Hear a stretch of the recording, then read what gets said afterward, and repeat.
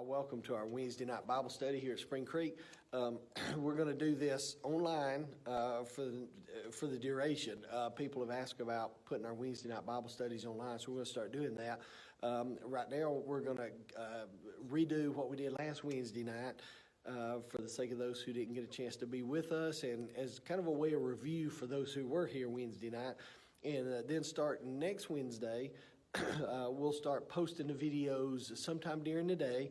They'll be on Facebook, and you can watch them, and we'll post one every Wednesday.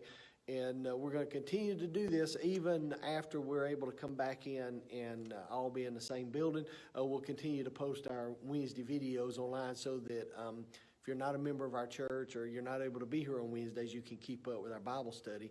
But it will be on Facebook, so that means you can comment, you can ask questions, and we can have a Bible study online and kind of go along that way for a little while anyway. Just by way of introduction, we're starting the book of Daniel, and we're going to do an overview, and I'm going to kind of show you how the book of Daniel sets up. The book of Daniel is it's actually the book of Revelation for the Old Testament. Daniel chapter 1 starts off, and it gives us some history to the book, and it sets up a real historical event. So I want to read Daniel chapter 1. In the third year of the reign of Jehoiakim, king of Judah, Nebuchadnezzar, king of Babylon, came to Jerusalem and besieged it. It's a real historical event. Obviously, there's no calendars where there's BC and AD during this time. So when they want to date something, they tell us usually the reign of the king, and then starting with the reign of the king, we can kind of trace back the dates, and we can backtrack and tell where we're at. Daniel lays out really simply for us.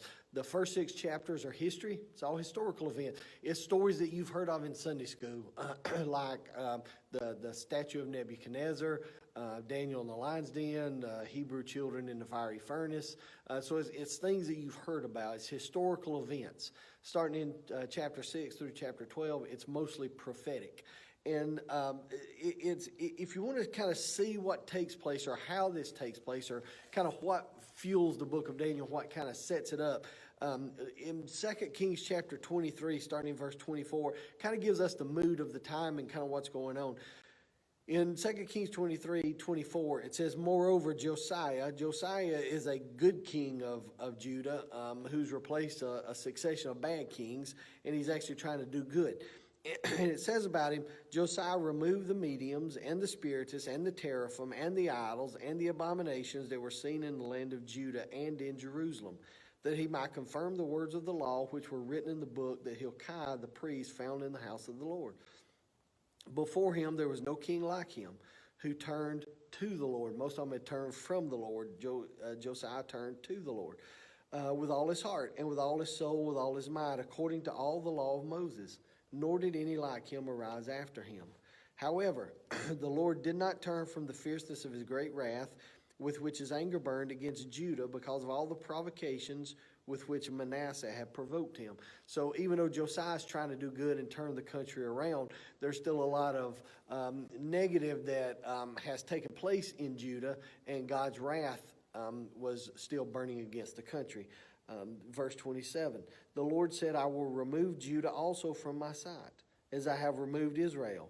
And I will cast off Jerusalem, this city which I have chosen, and the temple of which I said, my name shall be there. So the context of Daniel is Judah is a land bridge ruled by good King Josiah, and it's a land bridge in between the two of the 3 major world powers at the time.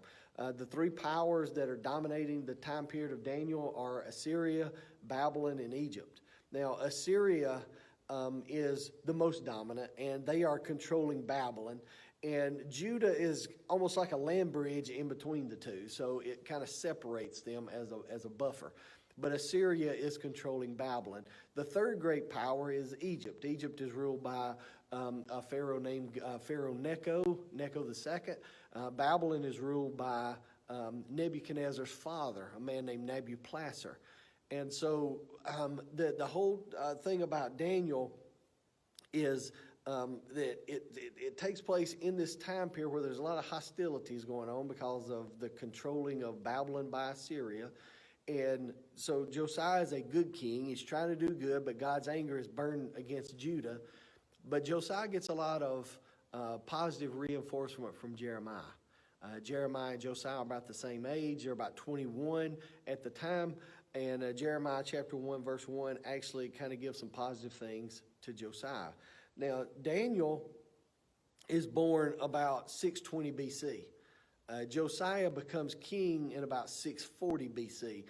Josiah is about 8 when he becomes king. So if you do the math, then Daniel is born when Josiah and Jeremiah are both about 28 years old.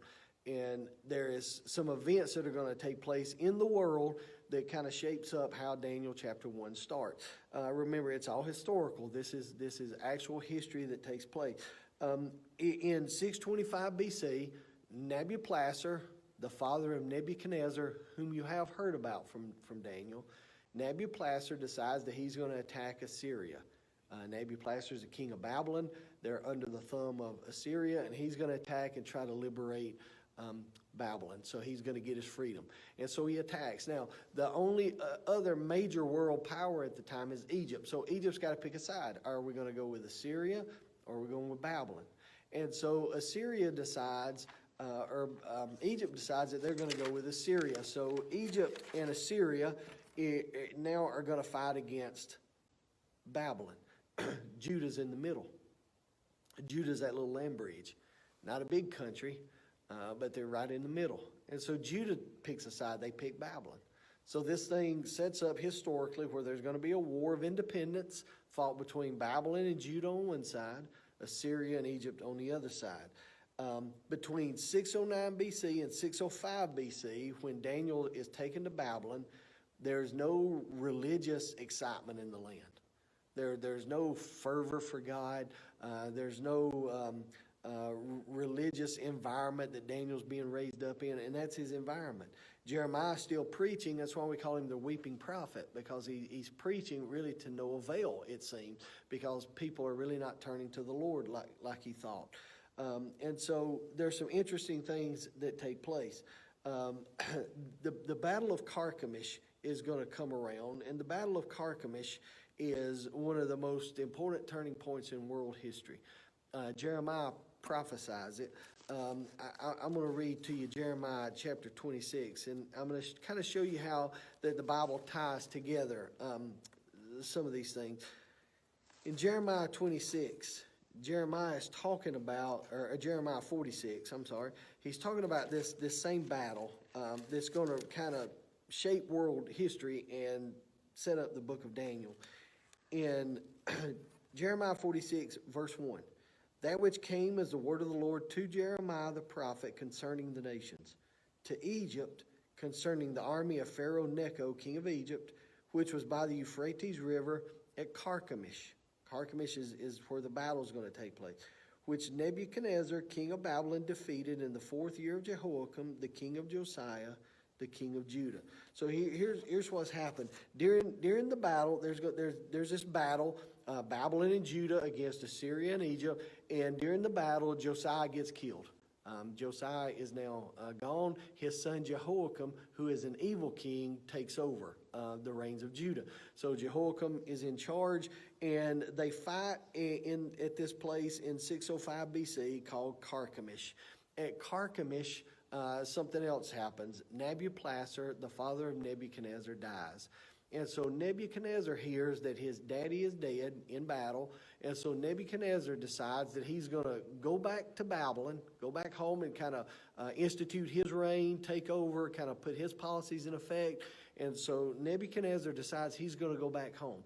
Well, before he goes back to Babylon, Nebuchadnezzar decides that he's going to swoop through Judah and pick up a lot of young guys. He's going to go through and all these young men in Jerusalem that are smart, that are healthy, that are good kids. Nebuchadnezzar is going to swing through Jerusalem, and he's going to pick up and take captive all these young men of Jerusalem, of Judah, and he's going to take them back home to Babylon with him. Daniel is one of them.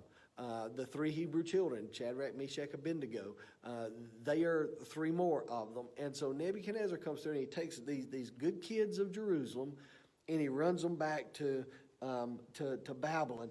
It's that scenario that sets up the book of Daniel, because Daniel is going to open, the book is going to open with Daniel in Babylon as a captive, foreign country, foreign land, foreign language, foreign food, foreign government, all these things, foreign religion, all these things are going to be kind of compounded on Daniel. And he's, a young kid, I'd say, between 12 and 14 years old or so.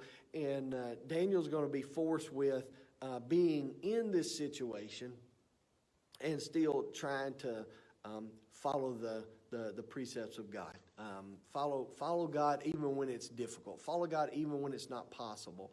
And so the book of Daniel is going to begin, I think, really challenging us as adults, because it's going to talk about teenage kids that really exhibit great faith in God that I'm not sure that sometimes we as adults that have been Christians for a long time exhibit in a lot of cases.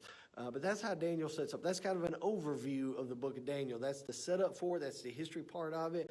And so we're gonna conclude that part here. And the next video we're gonna pick up with chapter 1, and we're gonna get into specifics about the book of Daniel. I hope that you'll stay with us, even if you were here Wednesday night and you heard all this. It wouldn't hurt to hear it again and just kind of reinforce and kind of reiterate what we said last week. And we'll start with chapter 1. Then on Wednesday, I will be posting the video for chapter 2. And so you can see chapter 2 come up this Wednesday. And hopefully you'll stay with us. If you want to make comments, you can make comments on our Facebook page. You can ask questions. But we can, and really my prayer is that the coronavirus may limit us from meeting in person for a little while, but it's not going to stop us from studying God's Word. It's not going to stop us from worshiping. It's not going to stop us from praising Him for who He is. God's still on the throne. God's going to work all this out. But we feel like we need to do our part to be as careful as we can be to keep people safe as well. I think God's given us that kind of common sense. So in the meantime, while this is all going on, we're going to do this online type study and keep reassessing every couple of weeks to see where we're at. But I pray that you'll stay with us on our Wednesday night Bible study and follow us on Facebook. Let's discuss. Let's have a good time just going through God's Word and enjoy Him for who He is. Thank you for tuning in. Stay tuned for the next video.